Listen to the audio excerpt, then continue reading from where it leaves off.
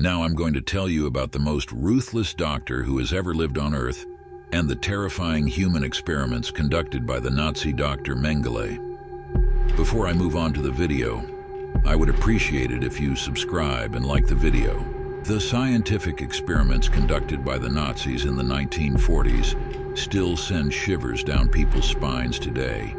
Hundreds of thousands of Jewish, Romani, and homosexual individuals were ruthlessly killed by the Nazis.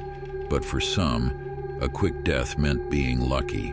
Merciless experiments were conducted on thousands of prisoners in concentration camps like Auschwitz-Birkenau. The experiments carried out by Josef Mengele, whom the Nazis dubbed the Angel of Death, on twins brought cruelty and brutality to a whole new level.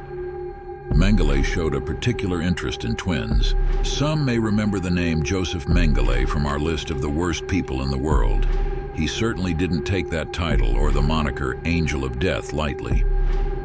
Serving as a doctor in the military, Mengele shared Hitler's singular desire to create a flawless Aryan race. In pursuit of this goal, Mengele targeted twins the most. Whenever he saw twins among Romani and Jewish people, he would rejoice as if he had found gold, then swiftly begin his experiments.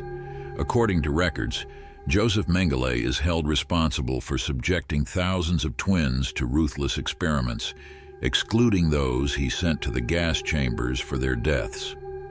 The twins who managed to escape from Mengele's experiments and somehow survive demonstrate once again with the details they recount years later just how terrifying a place Nazi Germany was. If you wish, let's take a closer look at which experiments were conducted on twins and for what purpose. Eye color changing surgeries. Mengele's main focus in creating the Aryan race was eye color. For him, a perfect race meant blonde hair, colorful and large eyes, fair skin, and tall stature. Mengele would examine the eye colors of child prisoners brought to the camp, separate those with colored eyes, and attempt to change the eye color of brown-eyed children. Jonah Lax was one of the prisoners saved from Mengele's experiments.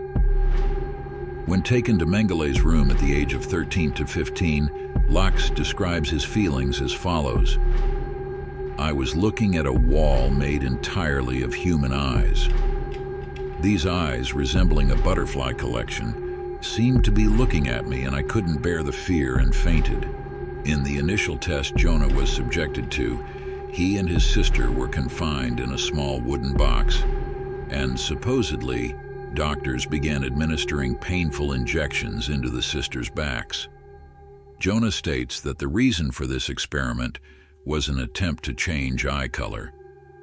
Jonah recalls another experiment where hundreds of twins were injected with a virus called Noma, which caused gangrene to develop on the children's faces and genitalia. Due to this experiment, dozens of children died from high fever, while some were killed by ruthless officers while trying to escape the agony. Anesthesia-free joining separation surgeries. One of the most horrifying procedures Mengele performed on young children was the painful surgeries conducted without anesthesia. The ruthless doctor, seeking methods to separate conjoined twins, attempted to separate them without anesthesia and tried to join the bodies of twins born separately by stitching them together. During these surgeries, many children fainted from pain or even died. As absurd as it may sound, Mengele attempted to connect the veins and organs of two Romani children through their backs. The twins, enduring all this agony for 3 days, eventually succumbed to gangrene. Gender reassignment experiments. Gender reassignment surgeries can now be successfully performed with advancements in technology and medicine.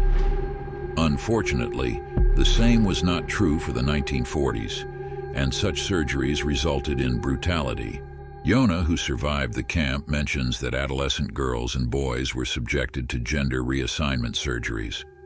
Mengele attempted to attach the sexual organs removed from males to females by castrating the males, but these surgeries were unsuccessful and cost the lives of young individuals.